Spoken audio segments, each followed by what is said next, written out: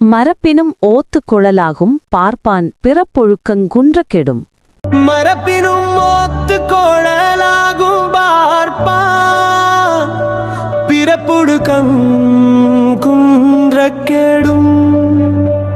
மரப்பினும் ஓத்து குழலாகும் பார்ப்பான் பிறப்பொழுக்கங்குன்ற கெடும். விளக்கம் 1. பார்ப்பான் தான் கற்ற வேதத்தை மறந்து போனாலும் பிறகு கற்றுக்கொள்ளலாம். ஆனால் அவன் பிறந்த குலத்திற்கு ஏற்ற மேலான ஒழுக்கத்திலிருந்து தாழ்ந்தால் அவன் குலத்தாலும் தாழ்வான். விளக்கம் 2. பார்ப்பனன் ஒருவன் கற்றதை மறந்துவிட்டால் மீண்டும் படித்துக் கொள்ள முடியும். ஆனால் பிறப்புக்கு சிறப்பு சேர்க்கும் ஒழுக்கத்திலிருந்து அவன் தவறினால் இழிமகனே ஆவான்.